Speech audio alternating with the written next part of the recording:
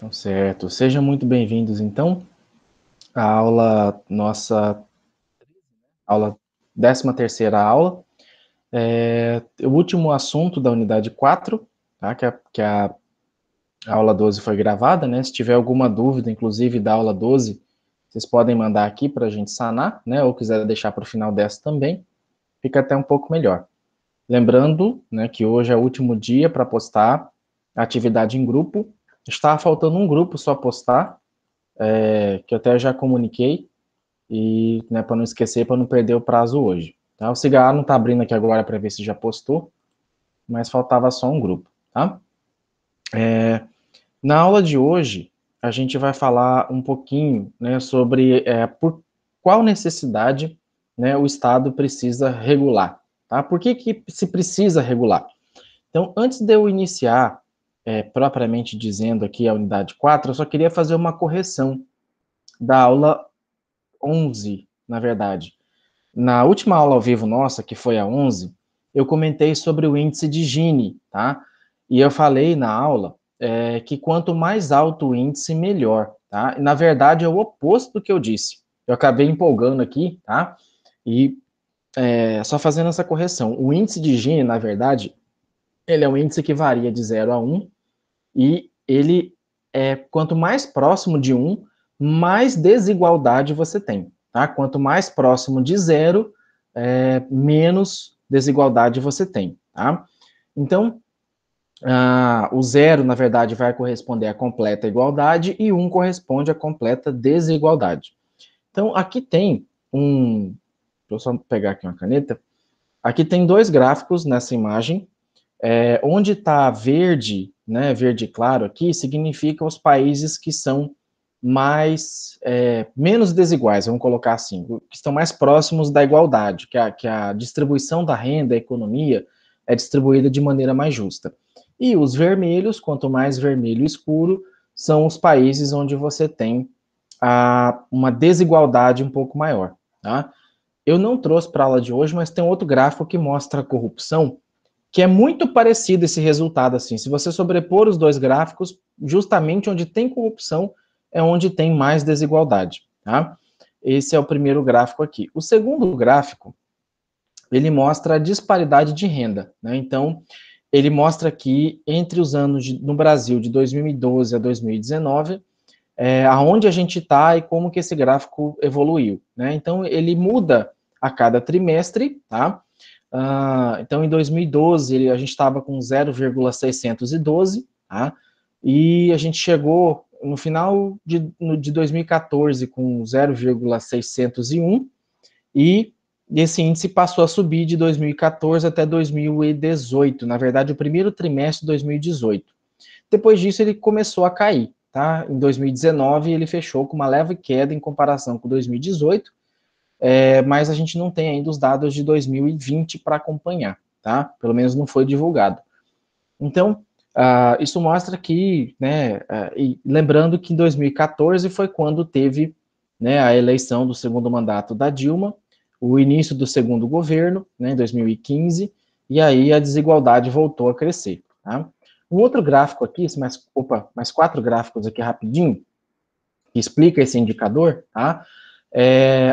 A gente tem aqui esse outro gráfico que está intitulado Menos Pobreza, né, a taxa da pobreza em percentual, aqui no Brasil, e de 94 a 2018, percebam que ela veio numa tendência de queda.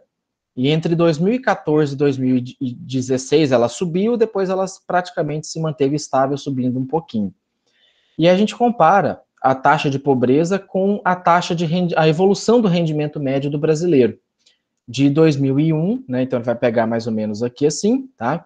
Para comparar esse mesmo gráfico aqui, tá? Então ele pega de 2001 até 2019, né? Na verdade não tem 2019, então ele pega 2018 e 2018 aqui, tá? Então percebam que à medida que a taxa da população, a taxa de pobreza, ela vem diminuindo, né? O rendimento médio das pessoas aumenta, né? Ou o contrário, se o rendimento das pessoas, o rendimento médio aumenta, a taxa de pobreza ela vem diminuindo, tá? E se a gente comparar também o índice de Gini, né, de 2004 pegar aqui 2004, que pega o índice de Gini, até 2017, que dá mais ou menos aqui, né? A gente tem um índice de Gini que ele diminuiu de 2004 até 2000 final de 14, 15, né, aqui, e depois, 2015, que foi o segundo mandato da Dilma, que já veio com a crise, ele começou a subir, tá? Então, isso aqui explica um pouco do impeachment da presidente Dilma, né? Porque por conta da eleição ela maquiou, acabou fazendo usando de artifício contábil para esconder boa parte das contas públicas, e depois da eleição, né, parece que de 31 de dezembro para 1º de janeiro, parece que eram dois governos completamente diferentes, que aí mudou, tudo ia mal, tudo estava péssimo, as contas arrombadas, né, então isso é demonstrado aqui no gráfico.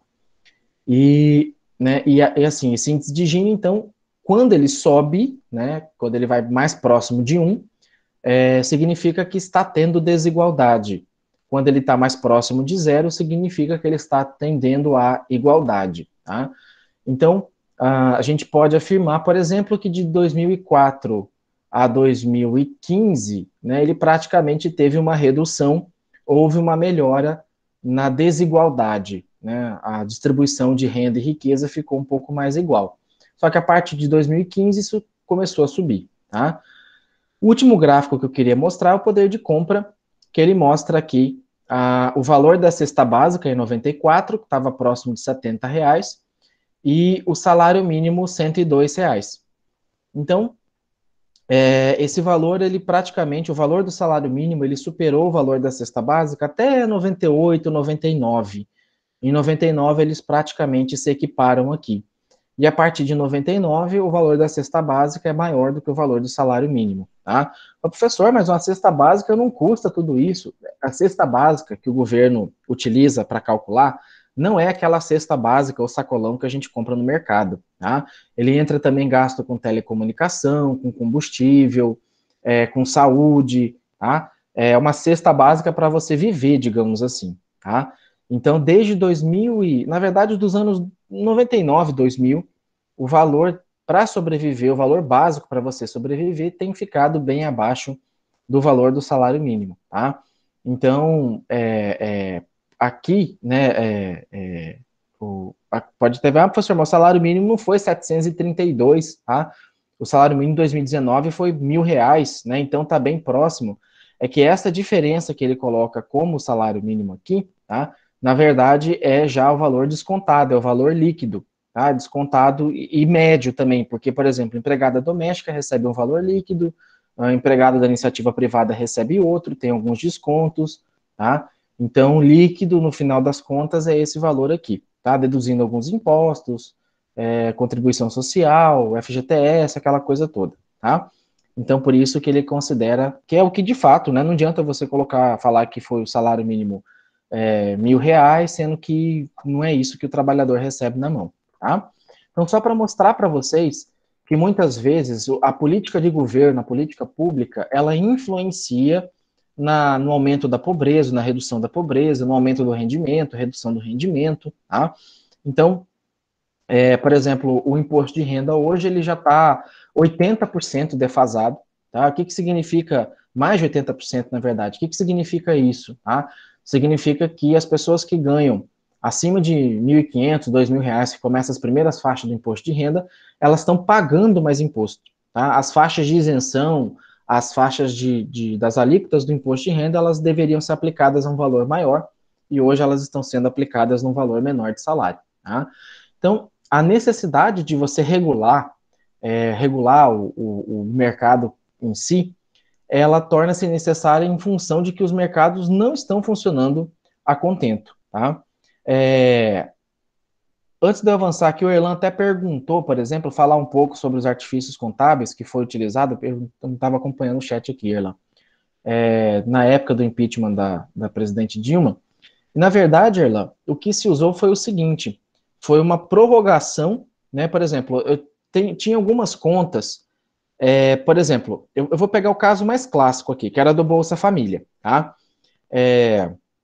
O Bolsa Família, ele tem as datas para ser paga, tem um cronograma de pagamento, tá? O que o governo dela fez no ano de eleição? Ela falou assim, Caixa Econômica, Banco do Brasil, paguem aí os beneficiários do Bolsa Família, que depois eu pago vocês, tá? Ela tinha um dinheiro, ela pagava o Bolsa Família, ou ela pagava as contas de governo, salário, conta de energia, o juro da dívida pública, enfim. E aí os bancos pagavam, depositava para o beneficiário do programa, e depois o governo ia lá e pagava, tá? O que era o problema disso? Isso é uma operação de empréstimo, e não era registrado como uma operação de empréstimo. E operação de empréstimo, o Poder Executivo não pode contrair, a não ser que ele tiver uma lei que já autorize ele a contrair esse tipo de empréstimo. Ele precisa de autorização do Legislativo através de uma lei ou de algum outro ato formal, tá? Então, isso foi uma das coisas que aconteceu. Então, né, até porque, como era ano eleitoral, se ela não pagasse, por exemplo, o Bolsa Família, não pagasse outros programas sociais, obviamente ia perder voto como consequência, tá? Alguns relatórios ambientais que demonstravam que o desmatamento havia crescido também foram ocultados, só foram divulgados depois do resultado das eleições. Deixa eu lembrar o que mais aqui que teve. Então, assim, foi um pacote de coisa, tá? Que foi colocada. Na verdade, né, a pedalada foi um dos, mas teve estelionato eleitoral, teve outras coisas envolvidas, só que ela não respondeu por isso, tá? E outras, né, alguns dados de governo maquiado, então tem muita coisa aí que acabou envolvendo, tá? E a Udinê até colocou aqui, tem uma proposta do governo de extinção, né, de gasto no imposto de renda. Exatamente, Udinê, o governo federal, a equipe econômica, na verdade, está com a proposta de não aceitar mais dedução com gasto com a saúde, com a educação. A educação hoje é limitada, você pode gastar até um certo tanto, se você gastar mais do que isso, você não restitui. Já a saúde, se for com você ou algum do seu dependente que está declarado no seu imposto de renda, você pode declarar, não tem limite. Tem alguns problemas com alguns tipos de procedimento. Por exemplo, Pilates, o governo não aceita. O que mais aqui? Algum procedimento médico estético, o governo não aceita como dedução, tá? Mas muitas vezes isso não é informado, então acaba passando, tá? E mesmo em algumas situações onde a gente tem o livre mercado, há situações em que o mercado não é capaz de fazer de maneira eficiente o processo de alocação e distribuição de recursos. Então vem a pergunta, por que então regular? Tá? Então a regulação, ela assegura a correção dessas falhas de mercado. E a falta da regulação, ou seja, a desregulamentação, deixa o mercado muito solto. As falhas, elas não ocorrem somente no mercado, elas vão ocorrer também em governos, e os governos também cometem falhas. Não necessariamente proposital, às vezes o governo até tinha uma boa intenção, mas como a economia é dinâmica, o comportamento do consumidor e do mercado é dinâmico, muitas vezes isso foge do controle, tá? Então, a discussão sobre as falhas de mercado, ela procura focar as análises sobre um negócio chamado ótimo de Pareto ou diagrama de Pareto, tá? Segundo o qual ninguém consegue aumentar o seu próprio bem-estar sem reduzir o de alguma outra pessoa. Tá? E aí ele faz uso teórico da análise do equilíbrio parcial ou geral. Então, o que esse ótimo de Pareto diz? Tá? Que muitas vezes, para você fazer uma aquisição, uma compra, você envolve abrir mão, seja de dinheiro, de um produto, se for em troca, tá? Até mesmo por um outro produto, ou por dinheiro, tá? Então, nessa relação, tem sempre alguém recebendo e sempre alguém abrindo mão ou perdendo, tá? Perdendo não necessariamente está tendo um prejuízo, tá? Então, ele abre mão de um item para ter outro, seja dinheiro, seja mercadoria, enfim, tá? E ele fala que as pessoas, a própria população, ela tem que se sentir bem com uma determinada aquisição, ela tem que se sentir bem com a compra, né? Então, ela precisa fazer, assim, se ela não se sentir bem, obviamente ela não vai querer comprar, tá? E ele diz que a pessoa não consegue aumentar o seu bem-estar sem, às vezes, julgar, sem, às vezes, achar que ele fez esse bom negócio, sem reduzir, por exemplo, de alguma outra forma, a outra pessoa, tá? Então, a falha de mercado, ela acontece quando o mercado é deixado por sua própria conta e não é capaz de alocar corretamente o recurso, tá? Ele produz em excesso ou produz não suficientemente, que gera escassez, e também a gente tem situações, por exemplo, de externalidade, que pode ser uma pandemia, um excesso ou falta de chuva, né? E também chamado os bens públicos, bem como as informações assimétricas. O que são as informações assimétricas? São informações desencontradas, tá? Então, eu olhei a previsão do tempo, falou que não ia chover, eu vou fazer um show, de repente no dia vai, chove e acaba com o meu evento, tá? Então, são informações desencontradas. Na visão tradicional, né, o mercado ideal, ele equivale ao mercado perfeitamente competitivo, em que você tem ali os mercados disputando preço a preço, às vezes um está mais barato, outra vez é o outro que está mais barato, e o mercado perfeitamente competitivo, ele baseia-se em algumas suposições. Então, quando há uma grande quantidade de empresas participando de mercado, cada uma vende uma parte pequena do total da produção.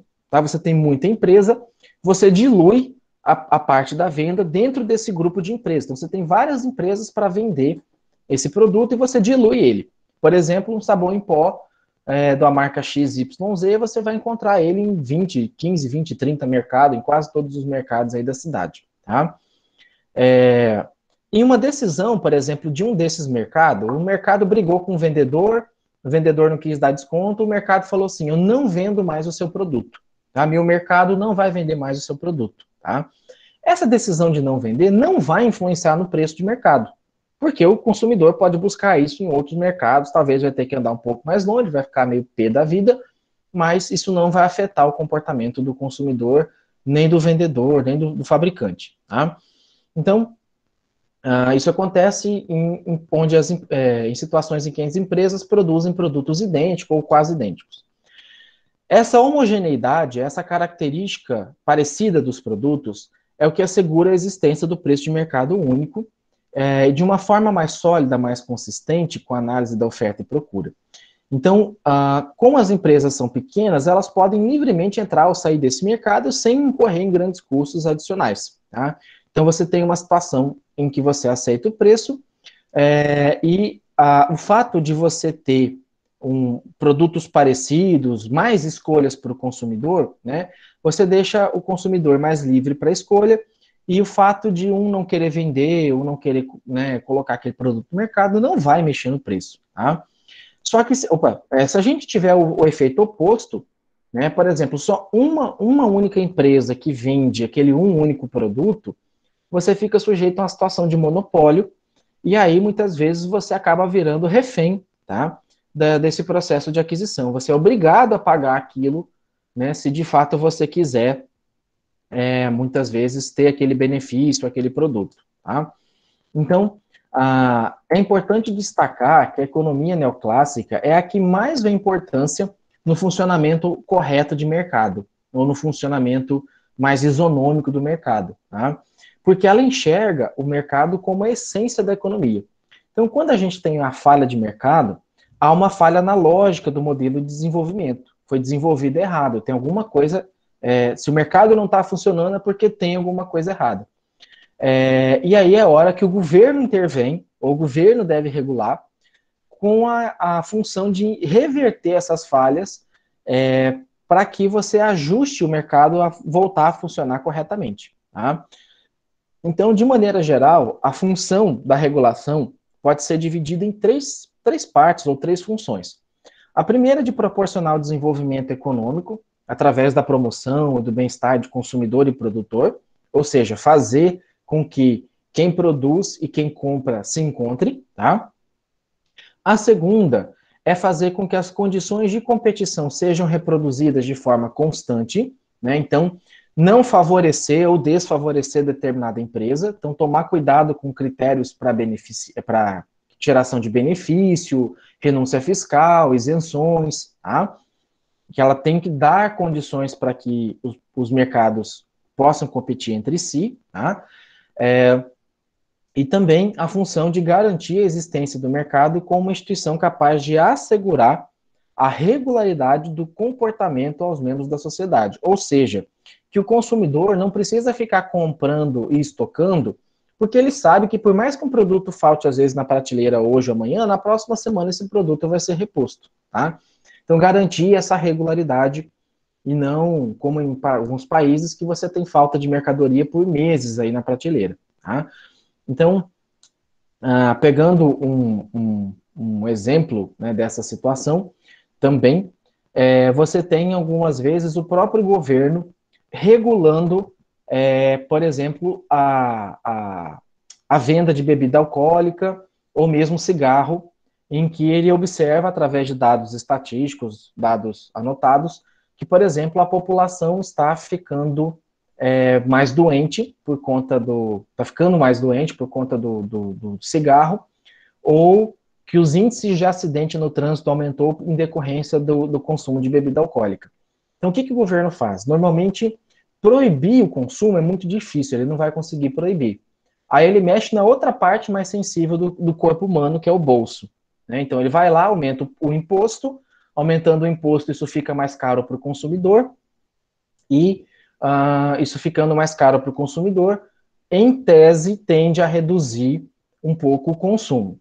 Além de reduzir o consumo, como a gente está falando num aumento das pessoas doentes ou acidentadas, essas pessoas muitas vezes vão parar num hospital público, num posto de saúde, numa unidade de atendimento que é pública, e isso vai gerar um gasto para o governo, tá? Então, às vezes o gasto, né, o que ele faz? Ele mata dois coelhos com a cajadada só. Então, aumentar o imposto, ele arrecada mais, ele pode reverter isso para a saúde, que vai precisar, né? E ele evita o consumo, evita o acidente, né, das pessoas, porque em tese elas vão consumir menos, e consumindo menos a chance de se acidentar é menor. Tá? Não que isso vá zerar ou coisa parecida, mas é um fato notório. Tá? Só que politicamente para ele não é bom, porque fica chancelado como o governo que aumentou a cerveja, o governo que aumentou o cigarro, e você sabe que muitas pessoas fazem o uso contínuo, né, de cigarro e cerveja. Tá? Professor, Sim? diga uma coisa para mim. Quando o governo interfere na produção de um país, por exemplo, aqui no Mato Grosso, a gente não comia pão de manhã cedo, a gente comia biju de mandioca. O povo Uhum. da Baixada Cuiabana não comia trigo, Uhum. comia mandioca. A gente não comia óleo de soja, a gente comia banhas de porco. Uhum. Aí o governo decide que vai produzir trigo, por exemplo. Uhum. Aí faz o subsídio para trigo, é, né, implanta soja, e vamos colher soja e vamos produzir óleo e mudar o Uhum. consumo da população. Até que ponto que isso, né, é bom para o país? Mudar hábitos de um país inteirinho em função, por exemplo, do trigo, que é um produto que a gente produz muito pouco. E Uhum. aí muda-se o hábito, agora todo mundo quer comer pão. E aí o pão vem de fora, né? Ele é Uhum. caro, mas as pessoas não vão mais voltar a comer mandioca de manhã, quebra torto de manhã, o biju de manhã, porque Uhum. já se mudou uma cultura. Nesse caso, é também uma interferência Sim, do governo. sim. Muitas vezes, Ivani, isso vem lá de trás, né, num determinado grupo político que tinha intenção, muitas vezes, de plantar um trigo, né, ou de querer mexer mesmo com esse hábito, com esse consumo, e é uma decisão que muitas vezes a gente não percebe, né. Do óleo que você falou, na época que eu trabalhava, 2005, 2006, na família, na distribuidora da minha família, foi quando começou a migrar o óleo de lata para o óleo de garrafa PET. E para o governo e para a indústria, o óleo da garrafa PET ele era mais eficiente. A indústria conseguia engarrafar o óleo garrafa PET de maneira muito mais eficiente e dava menos perda no transporte. Às vezes chegava a carreta para descarregar lá na empresa nossa e tinha umas 10 caixas de óleo que tinha estourado no caminho, virava uma lambrequeira danada. E a população não aderia ao óleo de PET de jeito nenhum. Inclusive, a gente chegou a fazer uma pesquisa nos mercados para saber, né, e por incrível que pareça, olha os motivos que a gente ouviu das pessoas quererem óleo de lata e não óleo PET. Porque o óleo PET, ele já vem com buraco furado. E o óleo de lata, eu era o consumidor que fazia o furinho. Então, tinha gente que furava com agulha ali, para pingar, para gotejar o óleo. E na garrafa PET ele não tinha um controle, não despejava muito, gastava muito. Tá? Outra questão, muita gente reaproveitava as latas para botar planta, deixava perto do fogão de lenha, e a garrafa PET perto do fogão de lenha, ela derrete, né? Então, assim, era vários e vários e vários fatores, e aí o governo deu isenção para o óleo de PET e aumentou o imposto em cima do óleo de lata, né? E assim, o PET era mais fácil de reciclar do que a lata também, então era um motivo lá que ele dava. Então, e às vezes esse óleo chegava a ter quase R$ 1 de diferença de preço na prateleira. Como ele ficou com a diferença muito grande, começou a circular nas pessoas assim que o óleo de PET não prestava, porque era mais barato. Tinha mais química, tinha mais isso, mais aquilo. Então, deu um trabalho para as indústrias para fazer com que o consumidor, de fato, quisesse, né, se desmamasse assim do óleo de lata, que foi sem precedente. Tá? Da mesma maneira, às vezes a própria população, não sei se chegou a acontecer em Campos de Julho, mas aqui em Cáceres tinha uma época que o pessoal, quando ia comprar leite de caixinha, olhava embaixo da caixinha e uma numeração aleatória, uma numeração que é referente a lote da caixa ou pintura da caixa, e o pessoal falava assim, não compra leite de caixinha com o código final 6, que é leite velho, é leite que venceu, voltou para a indústria, jogaram formol nele e agora o leite voltou a ser vendido na prateleira. Menino, isso dava cada dor de cabeça para as cooperativas, entendeu? Então, assim, aconteceu demais, isso esparramou por várias cidades, tá? Aqui em casa era febre, tinha vez, assim, que o mercado tinha que fazer promoção ou fazer campanha de conscientização dizendo que isso era bobagem e tal, mas é aquela coisa, é a mão invisível agindo diante do comportamento do consumidor, tá? Então, assim, a versão neoclássica do momento, que aponta algumas razões para justificar a ocorrência dessas falhas, a versão neoclássica, ela acaba, na verdade, explicando a necessidade de intervenção do Estado quando ocorre 3 situações, tá?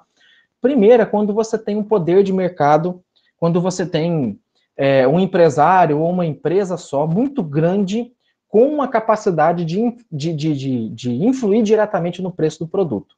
Então, aqui eu coloquei o exemplo da Amazon, aqui no Brasil nem tanto, né, mas nos Estados Unidos e em outros países sim, tá?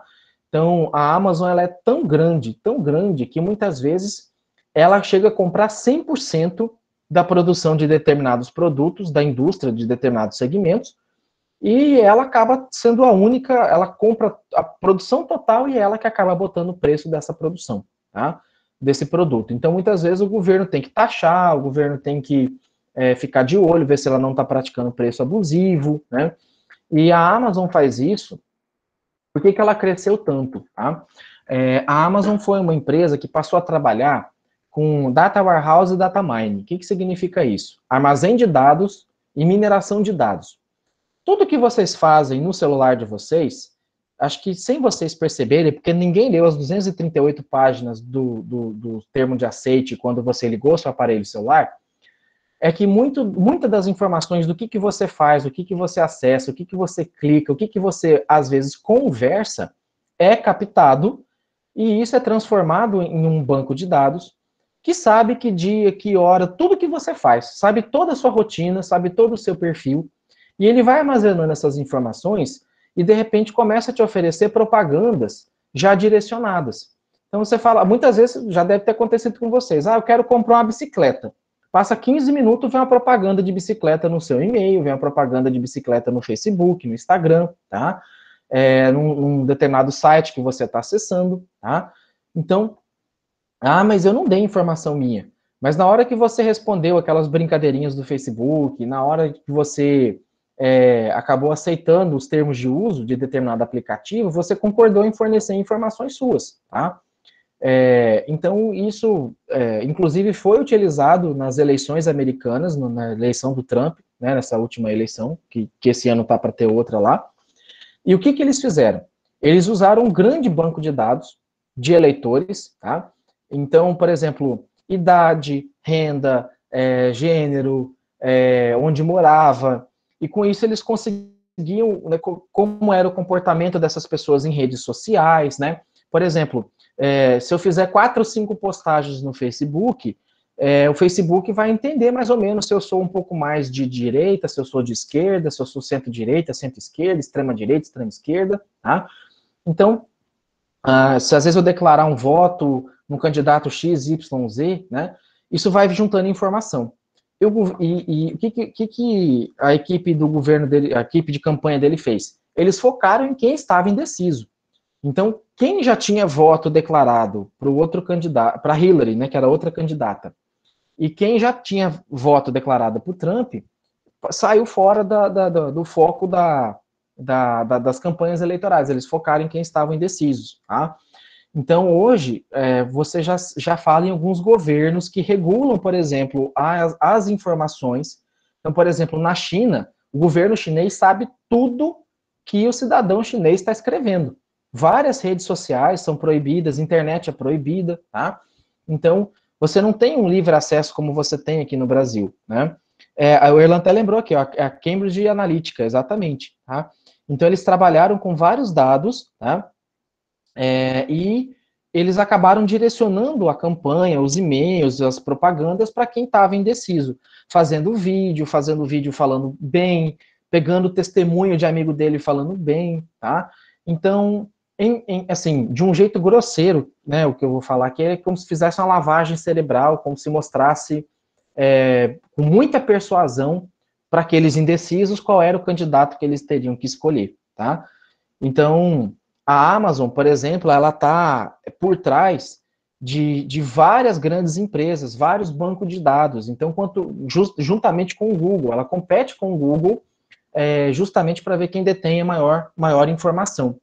E hoje a gente está numa era de muita informação, sobrecarregada até demais, e as empresas que sabem separar uma informação útil de uma inútil, é as que acabam levando a competitividade para o nível mais alto, tá? Acabam tendo diferencial competitivo, tá?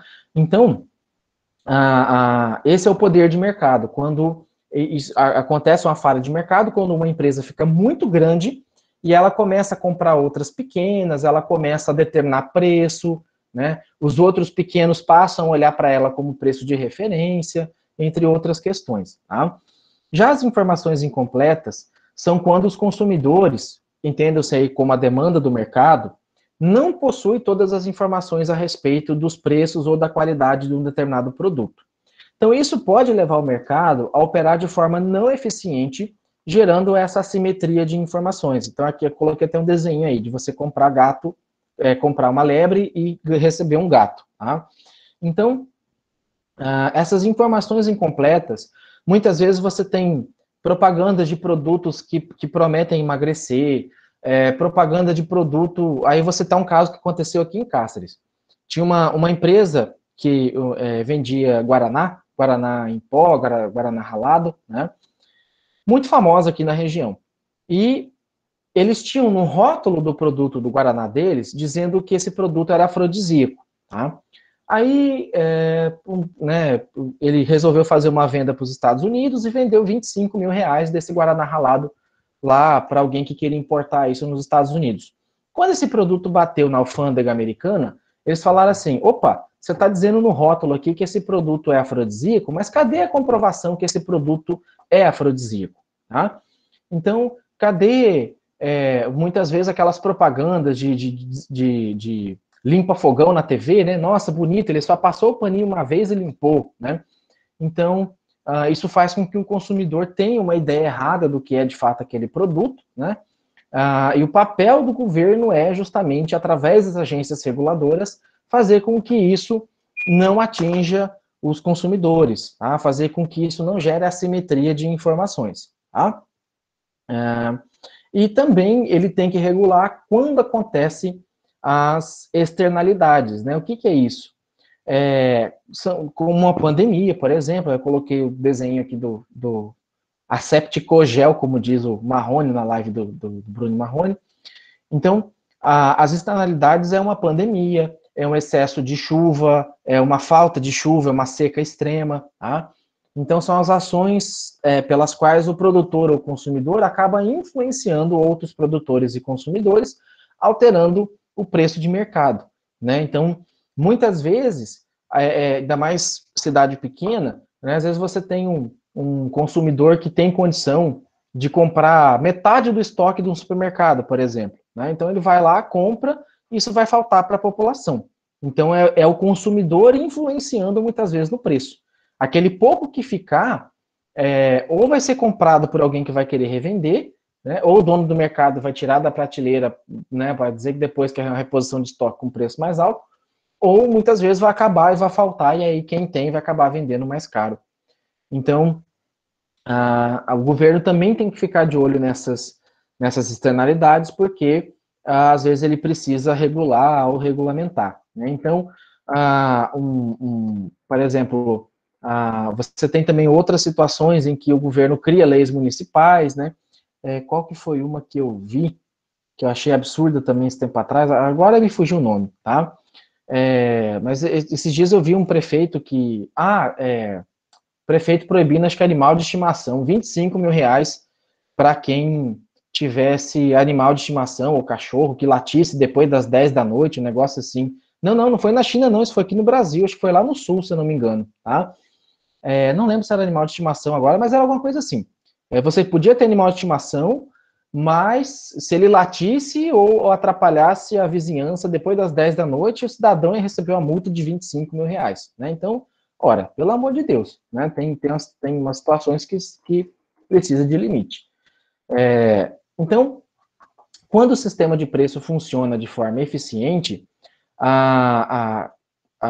isso não acontece, né? Essas externalidades não acontecem. Quando há uma externalidade, positiva ou negativa, significa que está ocorrendo alguma falha de mercado, tá?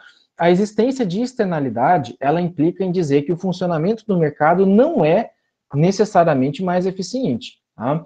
Então, quando tem algum tipo de externalidade, e aí, por exemplo, uma pandemia, uma né, nuvem de gafanhoto, poeira igual está tendo, tá? A gente pode dizer aí que está tendo algum problema, alguma externalidade, que o mercado não vai funcionar de maneira, às vezes, eficiente, né? Então, e o fato do mercado não funcionar de maneira mais eficiente acaba gerando ocorrência de desemprego e inflação. Então, quando há o desemprego, nós podemos dizer que os recursos humanos disponíveis não estão sendo bem utilizados. Portanto, há uma falha de mercado na alocação desses recursos. O mesmo ocorre com a inflação. Quando tem inflação, existe algum tipo de desequilíbrio na economia e, dessa forma, uma falha de mercado. Tá? Então, muitas vezes a inflação ela acontece, mesmo com desemprego igual a gente está tendo, uma situação de desemprego que a gente está vivenciando, ela acontece porque você tem a própria indústria não querendo produzir, a própria indústria segurando a produção porque ela não tem certeza que vai vender, você tem a indústria com os dados de desemprego, com os dados de renda média diminuindo, né? Durante a pandemia, aí, ela sabe que ela tem um nível de consumo mínimo e máximo que ela vai alcançar, então ela organiza a produção dela para isso. E às vezes, quando ela se prepara para que os consumidores comprem menos, de repente o consumidor acaba comprando mais e ela tem que aumentar o preço em razão disso, tá?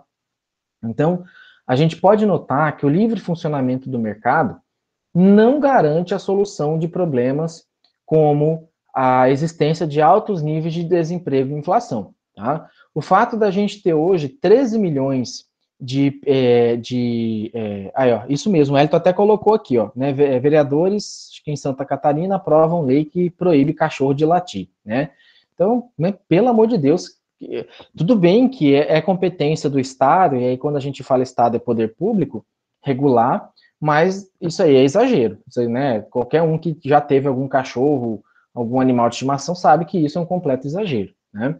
Então,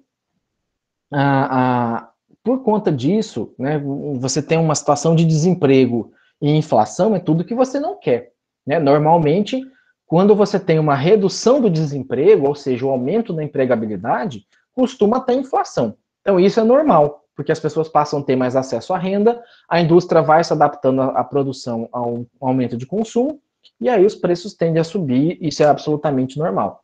Agora, as pessoas estão desempregadas e o preço está aumentando, alguma coisa está errada, tá? Então, é hora que o Estado precisa intervir no sentido de implementar a política econômica, objetivando a estabilidade do mercado através do maior controle do desemprego e de preço, tá? Para que os preços fiquem mais contínuos, para que os preços fiquem não tão sobe e desce de maneira mais constante. Então, Professor, como os mercados foram os únicos aí que não paralisaram, que continuaram vendendo com a pandemia, que as pessoas não deixam de comer, como que o senhor explica aí, como economista, esse aumento de preço do mercado? Aumentou assim muito, parece que está tendo até, sei lá, uma remarcação. A gente se assusta agora quando a gente vai comprar itens básicos. Como é que se explica isso, sendo que eles foram os menos afetados pela crise? Ivani, acontece o seguinte, por exemplo, boa parte dos produtos que a gente está vendo com aumento de preço, né, o óleo, o açúcar, o arroz, para ele chegar, por exemplo, um pacote de arroz chegar na prateleira hoje para ser vendido, a produção desse arroz foi pensada há pelo menos um ano e meio atrás. A produção desse arroz que hoje a gente está vendo na prateleira foi pensada há um ano e meio atrás. Então, você vinha numa tendência de uma certa inflação sob controle, um pequeno aumento no desemprego, né, uma crise econômica mundial que desde 2008 ela vai e vem, né? E de repente vem uma pandemia e pega todo mundo de surpresa, né? O que a pandemia fez? Ela mudou muito o hábito, tá? Então, eu vou pegar onde eu trabalho na reitoria da Unemate, trabalha aproximadamente 200 pessoas. Dessas 200 pessoas, e olha que é Cáceres, em tese dá para ir em casa almoçar. Dessas 200 pessoas, tem pelo menos umas 40, né, por aí. Então, umas 50 pessoas, tá? Que dá aí um quarto, 25%, que não almoça em casa ou não mexe com o almoço. Ele come um salgado, ele prepara um lanche, um sanduíche, alguma coisa nesse sentido, e não tinha o hábito de almoçar em casa, tá? O fato das pessoas ficarem mais em casa, ficar em home office, né? Isso a gente está falando de uma cidade pequena, imagina uma cidade grande, tá? Fez com que as pessoas ficassem em casa e consumissem mais arroz, óleo, leite, tá? Eu mesmo não tomava muito leite, né? Porque eu já levantava, tomava um café e ia para o Nemate. Aí você fica em casa, você já mistura um leite com cereal, você já mistura com alguma outra coisa, né? Vai fazendo, né, aquelas gordices assim, inventa uma receita e tal. Então, isso acabou. E esse é um ponto, tá? Outro ponto foi que o auxílio emergencial ele levou dinheiro, ele fez chegar dinheiro na mão de quem muita gente que já tinha dinheiro acabou recebendo e vai ter que devolver depois. Mas ele acabou fazendo com que muita gente que não tinha renda nenhuma acabasse tendo, pelo menos por 3 meses aí, 3 e agora vai estender, né? Tivesse uma renda meio que fixa, meio que formal. Então essas pessoas que antes não compravam, por exemplo, o pão, compravam a farinha de biju, ou que não compravam o arroz, às vezes comprava uma farinha, uma farofa ali para substituir arroz, passaram a comprar.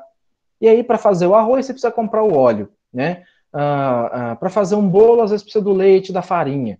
Então, esses produtos que se relacionam acabaram tendo um aumento da demanda por conta desse auxílio emergencial e a indústria não estava preparada para atender. E além da indústria não estar preparada, uma indústria trabalha 80, 100 pessoas para cima. E várias cidades teve lockdown, né? Então a indústria ficou fechada por muito tempo, né? Você teve alguns produtos, por exemplo, o arroz em si, a gente quase não importa arroz, tá? A gente, principalmente Mato Grosso, a gente não importa o arroz. Alguns estados do sul que importam ali da Argentina, que é mais barato, eles não conseguem produzir. Só que os insumos para produzir o arroz, né, um herbicida, um fertilizante, eles são importados. E o dólar subiu, né, o dólar disparou. Então, isso também acaba influenciando o preço. Tá? Por exemplo, a cerveja, né, falando de cerveja, por incrível que pareça, por mais que as pessoas tenham ficado em casa, o consumo de cerveja, em alguns lares, pode até ter aumentado, mas o consumo como um todo despencou, tá? Então, por conta da redução do consumo da cerveja, Eu vi hoje, por exemplo, uma notícia que a Heineken ela vai aumentar o preço dela, porque os insumos de produção, a maioria dos insumos que fabricam a Heineken aqui no Brasil, eles são importados.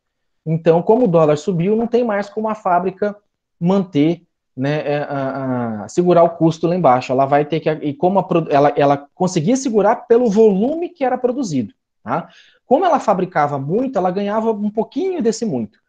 Como o consumo diminuiu, ela tem que aumentar o preço. Eu vou explicar isso daqui a pouco, tá? Que ela vai ganhar no preço e não no volume comercializado. Tá? Então, ela aumenta o custo, aumenta o preço de venda e, por consequência, né, como o volume diminuiu, isso acaba afetando diretamente o lucro dela. Tá? Então, o Cristiano está falando para deixar a cerveja quieta aqui, né? Mas já estou dando uma dica aí, quem quiser estocar Heineken, porque vai subir, tá? E muito, não, ela deve, eu não sei quanto tá uma long neck aqui em casa, está em torno, sei lá, de uns 3,50, R$ 4, ela vai quase que subir 50%, então deve ir para 5, 6, quase R$ 7, tá? Preço de distribuidora ou de mercado, tá? Preço em bar, em boteco, vai chegar a quase 10, R$ 11 aí uma long neck, tá? Então, para alcançar os objetivos da política econômica, né, como o crescimento da produção, do aumento do emprego, controle da inflação, equilíbrio das contas do governo, distribuição de renda, que é o sonho do governante isso, né? O governo dispõe de alguns instrumentos, né, para esse controle. Eu vou apresentar os 4 principais, mas tem outros, tá? Tem outros que são políticos, tem outros que são muito menos utilizados, tá? Mas eu vou explicar aqui os 4 principais, que é a política fiscal, a política monetária, a cambial e do comércio exterior e a política de renda, tá? Então, explicando uma a uma aí. A política fiscal, ela refere-se ao comportamento e à gestão das receitas e despesas do setor público. Então, para a gente explicar, despesa do governo é tudo aquilo que deriva, tudo aquilo que vem da prestação do serviço público, para a máquina pública funcionar. Então, como pagamento do salário do funcionário, uma obra, pagamento da aposentadoria, um auxílio emergencial, né, um Bolsa Família, tá? Além do pagamento dos juros, que atualmente é o mais pesado, como a gente viu naquela outra aula, né, quase metade, quase 50% da despesa total do governo é com o pagamento dos juros da dívida pública, né, e a amortização da dívida pública, tá? Que é o que a gente chama de, muitas vezes, de gasto improdutivo. Você paga para você não ver, tá? Já a receita, ela resulta basicamente da arrecadação de impostos e de contribuições. Contribuição, eu posso dar dinheiro para o governo de caridade? Não, ele te obriga a fazer a contribuição, tá? E a finalidade principal é financiar as despesas do Estado. Então, vocês já devem ter ouvido falar no jornal sobre déficit e superávit, tá? Superávit, toda vez que vocês ouvirem essa palavra, é quando é o jeito bonito, é o jeito diferente, é a terminologia correta de você falar que o órgão público teve um lucro, tá? Ou que aquele ente público teve um lucro. Então, é quando as receitas superam as despesas. A gente não pode falar de lucro, né? Não dá para chamar de lucro, porque lucro tem um outro conceito e tal, tá? Mas é quando sobra dinheiro, tá? E nem sempre é um sinal bom, tá? Normalmente, eu vou colocar aqui, 95% das vezes, um superávit é uma coisa boa, porque significa que você arrecadou mais do que você gastou, tá? Só que nem sempre é um sinal bom, porque pode representar uma alta carga tributária, tá? Em que sentido? O estado de Mato Grosso, ano passado, o governador Mauro Mendes fez uma reforma tributária no estado e ele modificou vários impostos. Quem tem conta de celular pós-pago e quem tem conta de TV a cabo, né, que não é obviamente um escargato, que é uma conta mesmo, você pode ver que houve uma diferença de preço entre os meses de fevereiro, março e abril, se eu não me engano. Tá? Se vocês olharem as contas, vocês vão ver que teve uma diferença de preço. Por quê? Porque o Estado aumentou a arrecadação, ele aumentou a alíquota de ICMS em cima do valor das faturas, por exemplo, de telefonia móvel, de TV por assinatura, tá? Ele também mexeu, né, no FETAB, algumas outras empresas, algumas outras indústrias, inclusive a Itaipava, aí que o pessoal falou aqui no chat, né? Tá tendo uma briga aí, acho que a Itaipava, se eu não me engano, não confirma para mim se é do grupo Petrópolis, tá? Eu sei que está tendo uma briga aí com o Grupo Petrópolis, que está instalado lá em Rondonópolis. Obrigado, Erlan. E que aí a Ambev e o Grupo Petrópolis tinham isenções de alguns impostos para comercializar o produto. E aí, com a remodelagem dessa lei, eu sei que a Ambev enquadrou, mas o Grupo Petrópolis não. Parece que tinha que comprovar, por exemplo, tantos empregos, tinha uma meta para empregar, uma meta para demitir, e a Ambev cumpriu, o Grupo Petrópolis não. Então isso já virou uma briga, porque a cerveja acabou ficando mais cara, né? E aí, por exemplo, isso mexeu com a competitividade, tá? Então, tudo isso, né, muda né, as políticas de governo, uma legislação que não é só o governador, tem a Câmara dos Deputados também, a Assembleia Legislativa, né, que influencia, que na verdade constrói a lei, né? Então, o estado de Mato Grosso e acho que mais 4 ou 5 estados que mesmo com pandemia teve superávit de arrecadação, arrecadou mais do que o ano passado, tá? E essa arrecadação vem superando as despesas do governo. Então, assim, na pandemia, o que se esperava cair a arrecadação, em vários estados caiu, mas aqui no Mato Grosso não. Né? Até porque é um estado que tem sua economia também basada no campo, no agronegócio, e o agronegócio não foi muito afetado pela pandemia. Tá? Já o déficit, ele é quando as despesas superam a receita, quando você gasta mais do que você tem. E nem sempre normalmente, 95% das vezes é um sinal ruim, que você não quer gastar mais do que você arrecada, só que também nem sempre é um sinal ruim, pois pode significar aumento de investimento pelo governo. Então, por exemplo, o governo de Mato Grosso, ele fez alguns empréstimos para a construção de pontes no estado de Mato Grosso, principalmente nos municípios de difícil acesso, que é aquelas pontes de madeira que vivia caindo, né? Eu já passei por algumas pontes em Brasnorte, em Juara ali, né? Peixoto de Azevedo, que você passava rezando dentro do carro, né? Uma vez uma professora foi até engatinhando em cima da ponte com medo de passar e a ponte cair junto com o carro, tá? Então, o déficit, quando às vezes você tem um déficit, você precisa entender, né? O que gerou esse déficit? Foi porque ele investiu, ele está gastando com investimento para a economia aquecer, ou ele está gastando, está torrando dinheiro aí com propaganda, com educação, a educação está ruim, ou com a saúde está ruim. Então você precisa estudar a qualidade do gasto. Tá? E aí tem uma diferença também. Se o resultado é primário, que você observa o superávit ou déficit somente com as contas de governo, sem o juro da dívida pública, tá? Ou se é um resultado nominal, final, que é já considerando a conta do governo e os juros. Tá? Então, muitas vezes você escuta falar o seguinte, né? Que o governo gasta muito. Teve superávit primário, mas teve um déficit nominal. O que significa isso? Né? Parece que a gente escuta isso direto na televisão e não entende.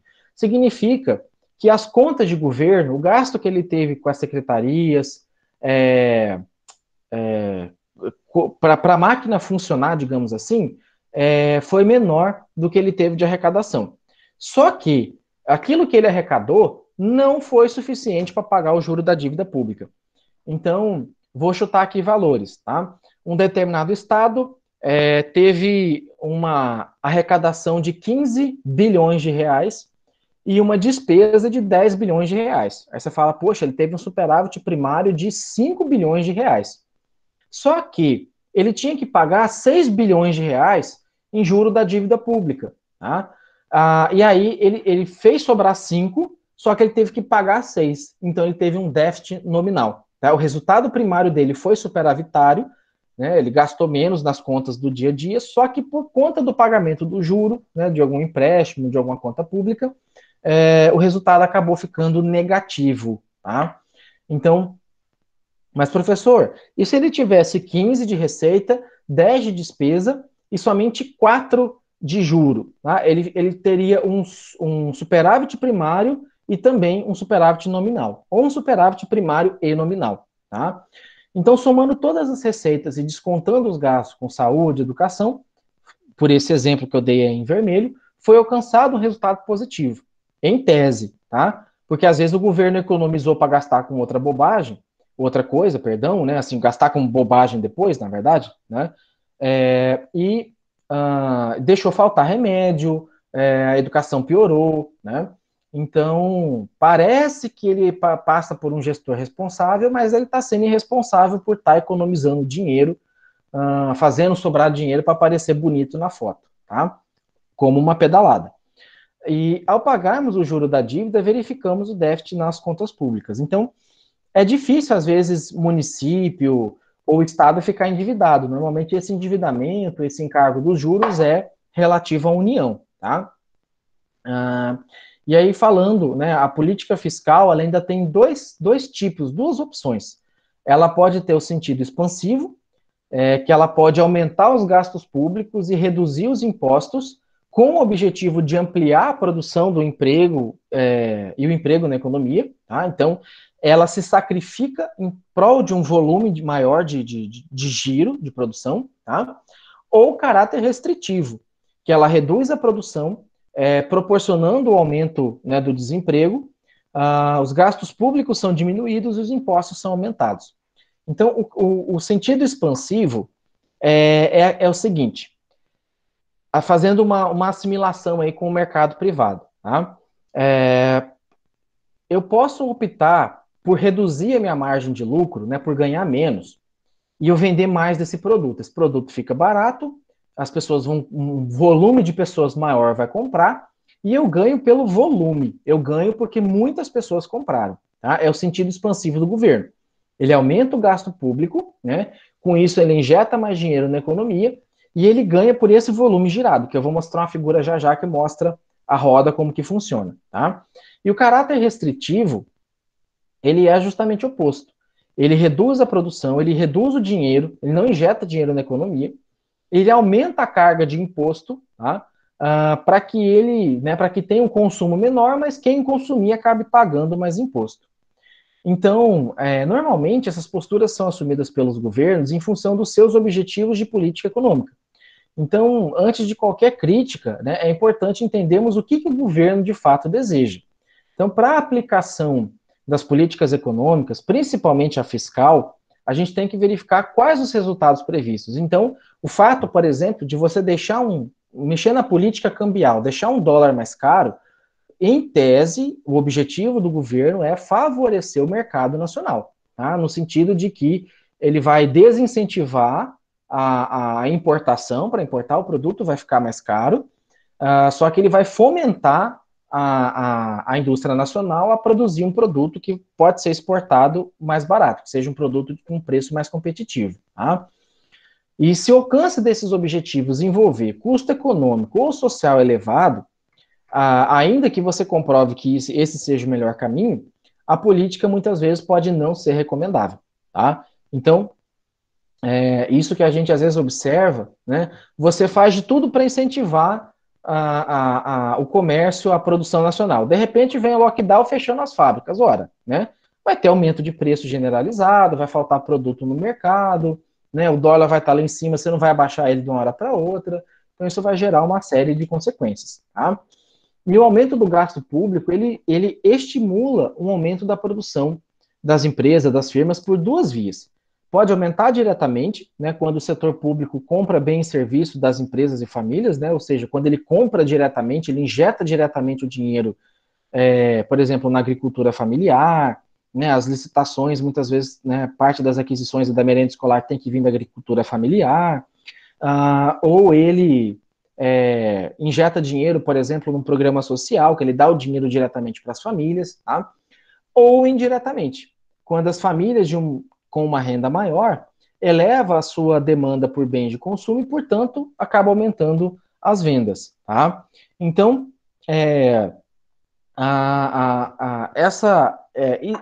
esse modelo, na verdade, né, que o governo propõe, ele é um ciclo, tá? E aqui a gente comprova como é que esse ciclo funciona. Então, aqui eu coloquei algumas letras, alguns símbolos, tá? Que na verdade são símbolos padronizados da economia, tá? E só para vocês entenderem. Então, tudo começa com uma decisão, por exemplo, do aumento do gasto público.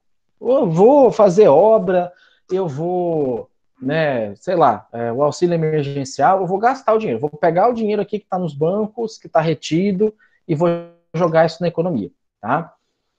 Jogando na economia, contratando, por exemplo, uma obra, vamos supor que é uma obra que vai construir um hospital público. Ah, vou fazer investimento, eu já sei onde está carente, eu vou fazer a construção aí de um hospital público. Então, eu vou gastar para construir o hospital e vou gastar para manter esse hospital.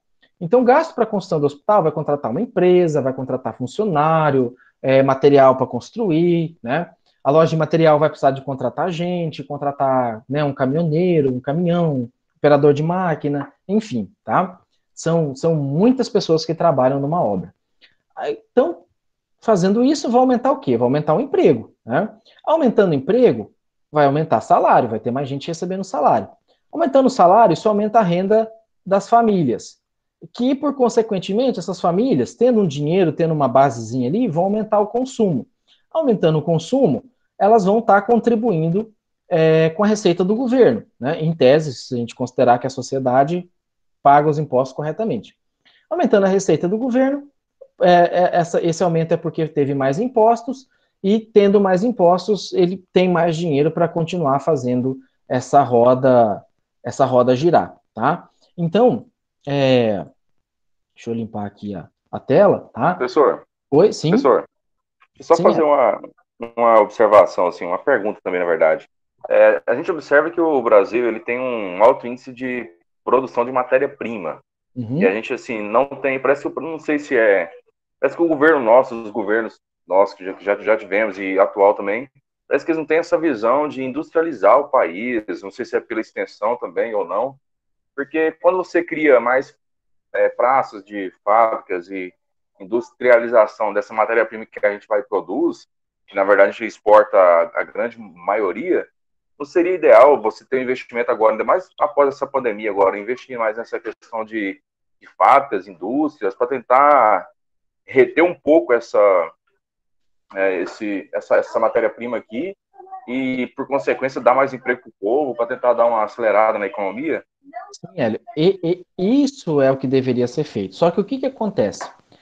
Não sei se alguém daqui do grupo já tentou, mas imagina você não tem nenhum patrimônio, você não tem casa, não tem carro, de repente você visualizou uma ideia de negócio, né, com o tanto de recursos que a gente tem no Brasil, você visualizou uma ideia de negócio. Vai você num banco pedir um dinheiro emprestado para abrir o seu negócio. Se você conseguir, que normalmente não consegue, 99% das vezes não consegue dinheiro para abrir o seu negócio, mesmo com planejamento e tudo, se você conseguir, você vai pagar um juro muito caro em cima desse negócio, que vai comprometer sua margem de renda, que consequentemente vai influenciar num custo de produto mais caro, né? E assim por diante. Então, por exemplo, não sei se vocês conhecem, mas tem uma linha de microcrédito de R$ 2.000, acho que é pela Caixa Econômica Federal, se eu não me engano, para ajudar, por exemplo, essas pessoas que são autônomas, que trabalham, por exemplo, com, né, um alfaiate, uma costureira. E quando que você já viu um alfaiate ou uma costureira falar que conseguiu, né, uma confeiteira, por exemplo? Quando que você ouviu essas pessoas conseguirem acesso a esse recurso, né?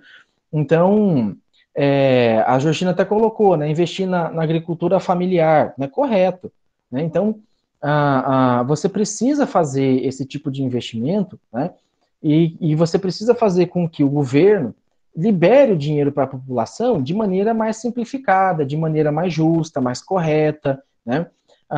Isso não dá para culpar totalmente o governo, tá? Porque a própria população muitas vezes é corrupta também, né? Esse é o grande problema. A cultura nossa muitas vezes é da corrupção. Quantas e quantas e quantas pessoas, sabendo dos requisitos para auxílio emergencial, foram lá e conseguiram, né? Então, é isso que o Agnaldo colocou, exatamente, né? Ele empresta dinheiro se provar que não precisa. Parece que quanto mais você precisa, mais é dificultoso, mais é mais caro, né?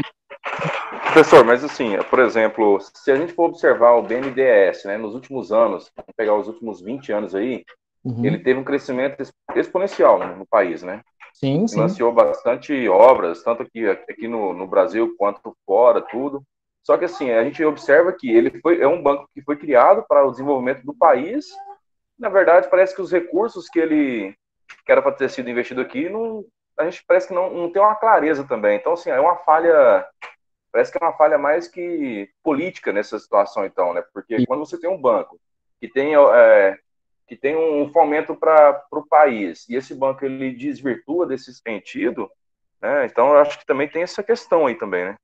Exato, Hélio. Porque assim, foi um banco que é para desenvolvimento.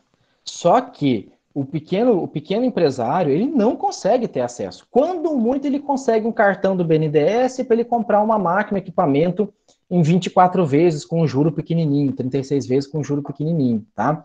Mas a minha família tentou, por exemplo, e não conseguiu, tá?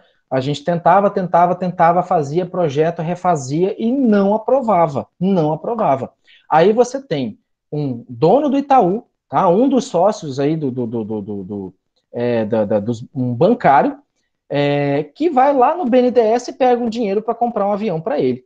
Ele tem o banco, mas ele pega dinheiro do BNDES para comprar um jatinho, ele financia pelo BNDES um jatinho para ele, tá? Então, isso tudo é decisão política, né? E que muitas vezes tem que ser voltado para o pequeno empresário, para o pequeno produtor, mas não é isso que às vezes a gente acontece, tá? Então, por exemplo, e as próprias prioridades do BNDES têm que mudar, né? Então, ora, você vai financiar um jatinho para um executivo ou você vai financiar uma máquina que fabrica coxinha, salgadinho, né, para aquele dono de lanchonete poder comercializar um produto melhor, né? Enfim. Então, isso é o que tem que ser, né? Que aquele, e assim, e por que é sempre voltado para o grande? Né? Porque é o grande que acabava alimentando o dinheiro das campanhas políticas, simples assim. Se você pegar o dinheiro que foi concedido para a JBS, para a Odebrecht, né, e aquelas outras construtoras, nos últimos 15 anos aí, pelo menos, e você pegar o quanto que essas empresas doaram para a campanha política, é diretamente proporcional, tá? Então, esse é um grande fator, que é a corrupção. Por isso que muitas vezes a gente vê que onde tem corrupção, a gente não tem crescimento econômico. E o índice de desigualdade, ele é muito elevado. O índice de Gini, ele acaba ficando muito elevado. Tá? Então, isso a gente conserta como? Através do voto, tá? Porque não tem outro jeito da gente fazer isso. Então, o financiamento público, ao longo do século XX, na maioria dos países, fez com que o setor público aumentasse a sua participação na atividade econômica, né? Porque antes a economia era mais do campo, da agricultura, e no século XX, né, com a Revolução Industrial, passou a ter uma necessidade do setor público entrar mais nisso, tá? E isso implicava em necessidades crescentes de financiamento da máquina pública também. Então, o governo financia de 3 formas: através dos impostos, né, que é a medida mais comum, porém muitas vezes impopular e também injusta, tá? Com a emissão de moeda. Então, ele pode criar dinheiro, né? Só que isso, o lado ruim é que isso implica na inflação, tá? E perda do valor do dinheiro. Então, se o governo imprimir o dinheiro, né? Se começar a imprimir dinheiro à torta e a rodo, a gente vai começar a ter um alto processo de inflação, uma hiperinflação, e a moeda vai desvalorizar, tá? E também ele pode arrecadar através da emissão de título público. Ele fala assim: olha, fulano, eu te vendo um título, né, um direito de cobrança que você pode resgatar daqui 5 anos, daqui 10 anos, né, o prazo que ele te oferecer, tá? Que normalmente é comercializado através do Tesouro Direto. A emissão de título público, ela tem um porém também. Não há garantia de pagamento dos títulos, e isso pode reduzir a possibilidade de financiamento, de contribuir também para o aumento das taxas de juros. Então, todo país ele tem uma classificação de risco, tá? Por exemplo, tem algumas agências, como a Standard & Poor's, que ela classifica o Brasil, né? Hoje o Brasil está com uma nota B, se eu não me engano, tá? Isso significa que o Brasil tem um pequeno risco, uma pequena chance de dar um calote, de emitir um título, das pessoas comprarem esse título e não receberem de volta esse dinheiro do qual elas deram para o governo, tá? E falando um pouquinho, né, já nessa onda da política fiscal e da taxa de juros, a gente pode dizer que a política fiscal ela influencia a taxa de juros em 2 situações. Quando se decide vender títulos no mercado, né, o que faz reduzir a quantidade de dinheiro que poderia ser destinado a investimento privado, né? Então, quando ocorre a procura de empréstimo por parte de empresa em família, para realizar investimento, a taxa de juro tende a aumentar, pois a oferta de dinheiro para investimento foi reduzida, já que ela foi destinada para a compra de título público. E quando se decide atrair capital especulativo, ou seja, quando você deseja trazer um dinheiro aí pela bolsa, tá? Que pode ser através do aumento da taxa de juro para financiar o gasto público, para pagar também os juros da dívida e amortizar a dívida. Então, quando você tem, por exemplo, uma Selic alta, como a gente tinha há tempo atrás, muita gente começa a comprar esses títulos públicos, né? Começa a investir em ações de estatais, e com isso o governo arrecada bastante, não pelo lucro da estatal, mas por essa arrecadação que ela teve, tá? E também, quando ele resolve vender título no mercado, ele acaba fazendo com que esse dinheiro que poderia ser comercializado ali no mercado fique parado por conta das contas públicas, tá? Então, às vezes, tudo vai decidir se ele quer o dinheiro circulando no mercado ou se ele quer o dinheiro circulando no governo para pagar a dívida. Então, uma taxa Selic, que é a taxa básica de juro elevada, como a gente tinha anos atrás, significa que o governo quer o dinheiro, assim, não girando na economia, ele quer o dinheiro aplicado em títulos públicos, tá? Para pagar a dívida pública.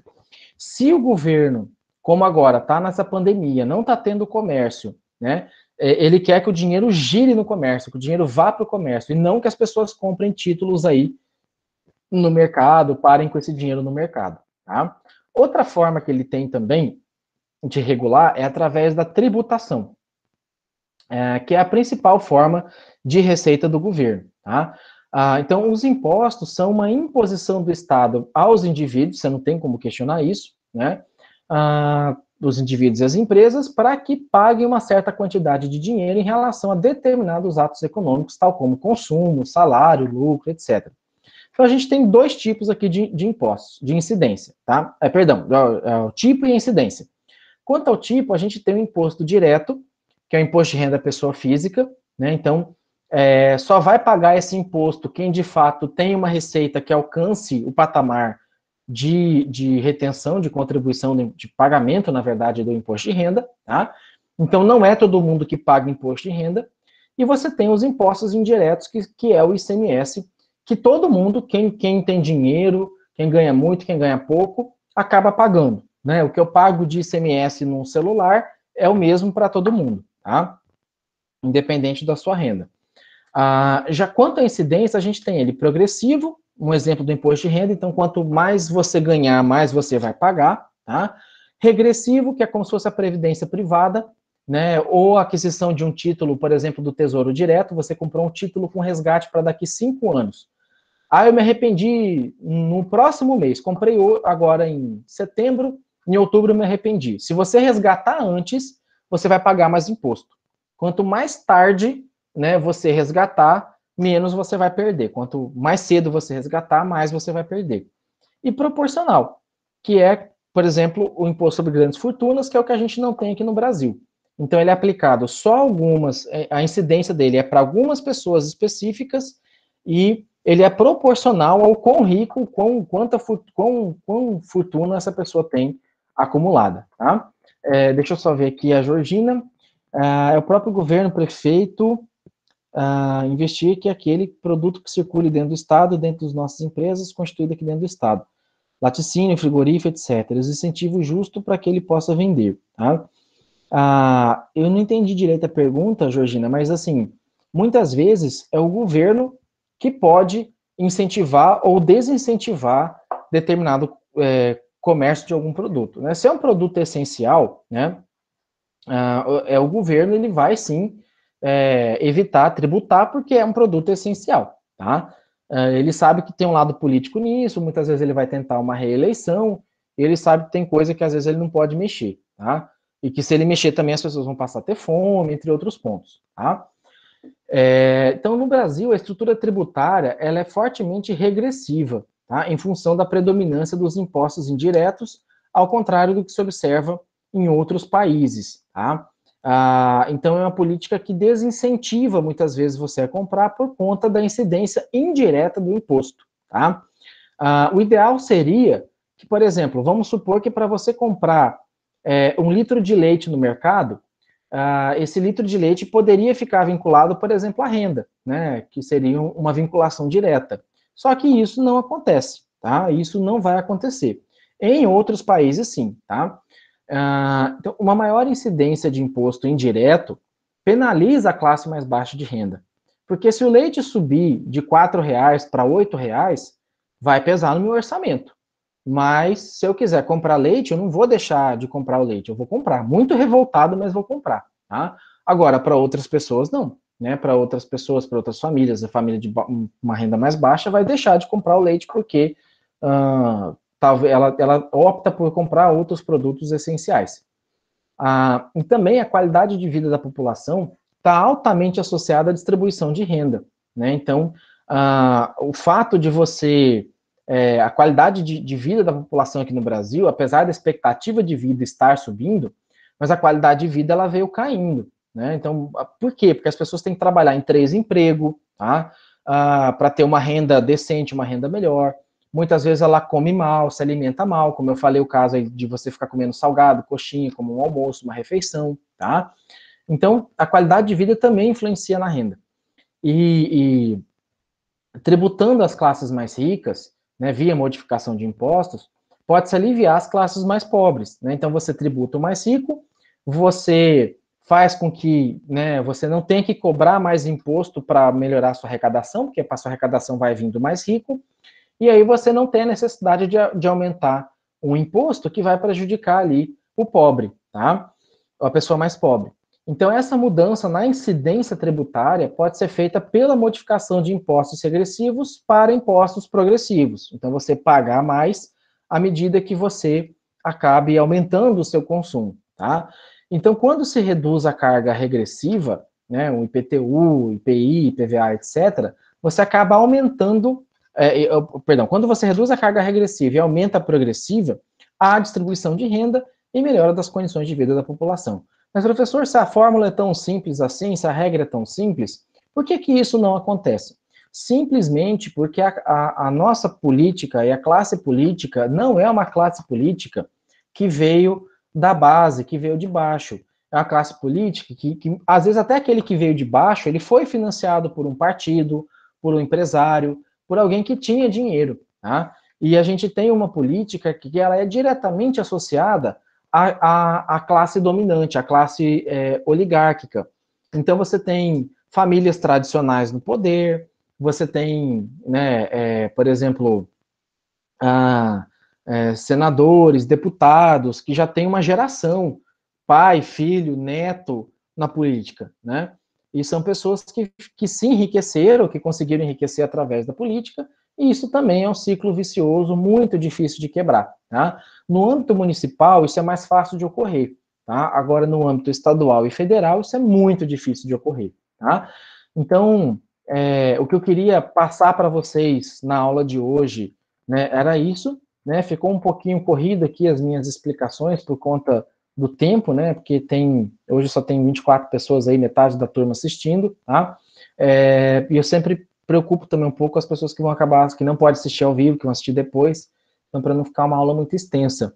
Mas caso, professor, não entendi direito o exemplo de tal assunto, não compreendi bem esse assunto aqui, não estou entendendo, tá? Pode mandar para mim que eu faço questão de explicar. Pode ser no WhatsApp, pode ser Professor, no se o senhor tiver oportunidade, na próxima aula, o senhor traga para nós modelos em gráfico, por exemplo, o trabalhador que ele paga o imposto, ele ganha lá até 2 salários. Quanto que ele vai voltar para o governo do dinheiro dele, de impostos? Aí a pessoa que é milionária, quanto que ela quanto que ela paga? Ela paga o mesmo tanto. Aí fazer esses comparativos, porque daí ilustra bem, essa discussão que o senhor trouxe para o final aí é uma discussão muito importante, porque nós temos que pautar essa questão de taxação das riquezas, e somos nós, a população, que temos que discutir isso. Então, esse é um assunto que eu queria que o senhor esmiuçasse mais na próxima aula. Esse assunto muito me interessa e está no trabalho que o senhor passou para nós, e foi uma das discussões que nós fizemos, eu e meu grupo. Não, Eu acho trago sim. fundamental essa questão aí que o senhor trouxe por último. Sim, sim. Em média, tá? A carga tributária aqui no Brasil é em torno de 30%, tá? Um pouco a mais, um pouco a menos, depende dos hábitos de consumo. Só que não é 30% para eu, para você, para todo mundo, tá? A pessoa mais pobre, muitas vezes de R$ 1.000 que ela ganha, no final das contas, 20, 30% do que ela paga é de imposto para o governo. Então, 20, 30% do que ela ganha volta para o governo através de imposto. À medida que a pessoa vai tendo o aumento da renda, ela vai saneando as necessidades dela e ela começa a fazer poupança, ela começa a guardar dinheiro. Então, quando ela começa a fazer poupança e guardar dinheiro, ela vai gastar lá, sei lá, 500, 600, R$ 1.000 com impostos, mas ela ganha 20 mil, ela ganha 10 mil. Então, mesmo que ela pagar R$ 1.000 de imposto e a outra pagou 300, esse R$ 1.000 em cima de 10 mil, que é o salário dela, é 10% que ela paga de imposto. E o outro pagou R$ 300, pagou a menos, mas pagou 30% do salário dele em impostos, tá? Então, isso é onde a gente observa a desigualdade, tá? Eu vou trazer sim, posso trazer um gráfico explicando isso com mais precisão de alguns estudos científicos, tá? E é aí que está a diferença para corrigir, tá? Em alguns países, aí eu vou pegar o caso, acho que da Finlândia, se eu não me engano, tá? Que eu tenho uma prima da minha esposa que mora lá, muitas vezes você tem 3 preços de produto nas gôndolas, ou 2 preços de produto na gôndola, tá? Não atacado e varejo, como a gente tem aqui. Mas, por exemplo, se você é baixa renda, você vai pagar um valor. Se você tem a renda mais alta, mais elevada, você vai pagar outro valor. E as pessoas têm consciência disso e fazem uso disso, tá? Então, eles entendem, por exemplo, que é uma vergonha. Normalmente, um brasileiro vai lá e vai querer pagar o mais barato, né? Mas você trabalha com a consciência das pessoas. Então, ó, eu ganho tanto, eu acho que eu tenho condição aí de pagar R$ 5, R$ 6 numa caixa de leite. Mas para a pessoa que é pobre, só pode pagar um pouco, ela vai pagar R$ 4. E essa diferença não vai para o dono do mercado, essa diferença vai de imposto, que é revertido para a população. Tá? Não é para o dono do mercado, é para a diferença de impostos. Então, é meio que facultativo. Tá? Quem sabe a gente tem algum governante aí iluminado que queira fazer isso, tá? De certa maneira, às vezes parece meio absurdo, até porque a gente tem um fator cultural que influencia muito isso aqui no Brasil, tá? Só que, por exemplo, vocês já devem ter visto, ali indo para Cuiabá, tem 2 pontos na estrada entre Caças e Cuiabá, que você tem, por exemplo, um ponto de venda de produtos do campo, né? Uma abóbora, um mel, essas coisas que você tem em fazenda, em chácara, e não tem ninguém para cuidar. Tem lá, tem a caixinha, né? Tem o valor de cada produto, você mesmo compra, você mesmo paga, né? E isso dá certo, não 100% das vezes, porque vocês sempre passam lá e pega alguma coisa e não põe dinheiro, ou muitas vezes leva o dinheiro, leva produto, leva tudo, né? Então é um interessante, você não vai conseguir mudar a sociedade como um todo, mas aos poucos, com conscientização, aos poucos com trabalho, né, você consegue fazer com que as pessoas entendam a importância de se ter isso, né, de 2 preços, tá? Então, até porque muitas vezes o rico aqui no Brasil, ele usa o dinheiro para esnobar, né? Então, eu posso comprar isso, né? E até a religião fala disso, né? De não se fazer isso, né? E às vezes a pessoa fala que é religiosa, mas acaba esnobando, acaba, né, cometendo aí alguns pecados e tal, né? Aí ela acha que com dinheiro ela vai comprar a salvação dos pecados dela, né? Então, e aí a ideia, né, da política é que você olhe modelos que foram adotados em outros países, em outras regiões, e passe a trazer isso para cá, né? Então, a gente tem um certo problema de competência, por exemplo, mas se o meu prefeito quiser fazer isso, se o meu governador do estado quiser fazer isso, tem algumas restrições, tá? Porque vocês vão ver na parte, né, de legislação, na parte constitucional, que esse tipo de legislação tem que vir do Código Tributário, né? Então tem que vir meio que de cima para baixo, não pode partir do município, por mais que às vezes o município pode fazer isso, ou o Estado, né, de maneira simbólica, como um protesto assim pacífico, né, para chamar atenção para essa conscientização, tá joia? Mas eu trago sim, Ivani, para a próxima aula essa informação. Então, professor, eu vi, eu acho que foi ontem nas redes sociais, que lá na Argentina já começou-se essa discussão para taxar 1% dos mais ricos. E o Maradona foi ao Twitter ontem, fez uma postagem dele pobre, na época que ele era pobre, jovem, e como ele é hoje, né? E ele assumiu, assim, né, a bandeira de debater. Então, eu acho, assim, que a gente precisa debater essas coisas, né? Ninguém fala sobre isso, a gente precisa falar. Precisa taxar os mais ricos. Né? Exato. Precisa tirar das costas do trabalhador esses impostos, que é a gente que carrega o país nas costas, né? Enquanto que um grupo bem pequeno não. Eu acho um absurdo. O banco, por exemplo, as famílias, quando faz. Eu acompanho as divisões das famílias dos bancos. Aí, para cada um dos acionistas, sei lá, bilhões. Não incidiu um centavo. Aí eu fico pensando, como é que uma pessoa que recebe, num país como o nosso, com essa desigualdade toda, né? Recebe líquido, livre, bonitinho, bilhões, sei lá, quanto que recebeu, mas é na casa do bilhão. E dorme tranquilo. Não tem aquela coisa de assim, olha, a gente não precisa acumular, mas não é só a política que tem que mudar nós mesmos. A gente não precisa acumular tudo, e acumulando, é preciso também dar oportunidade para. Aí entra o que o Hélio falou ontem, nós não temos um projeto de país, porque se nós tivéssemos um projeto de país, nós íamos pensar o que nós queremos para o nosso futuro, para o nosso povo, né? Aonde que nós queremos chegar? Nós queremos uma sociedade mais justa, mais igualitária, aquela coisa. Nós não temos, infelizmente. Exato. O que nós temos é um capitalismo selvagem que nos leva para lugar nenhum, né? Lugar nenhum. Viu a discussão, por exemplo, da reforma da Previdência com um tema central. A Previdência é deficitária porque as pessoas estão vivendo mais, né? Ótimo, é um dado do IBGE, é um dado correto, faz sentido. Mas qual foi a política pública que você viu que foi voltado, por exemplo, para a qualidade de vida do idoso, né, para a melhoria da saúde do idoso, né, porque hoje boa parte dos lares assistenciais para idosos, né, eles são precários. Até que, eu não sei se Campo de Júlio tem, de Comodoro eu sei que tem, né, eu até teve um trabalho desenvolvido lá, ele não funciona de forma permanente, mas funciona, né? Então, você acaba, muitas vezes, jogando o coitado dos idosos lá num quartinho, mofado, sem condição nenhuma, né? Então, são várias políticas públicas aí e parece que a discussão é sempre em cima do dinheiro, né? Nunca em cima das pessoas, tá?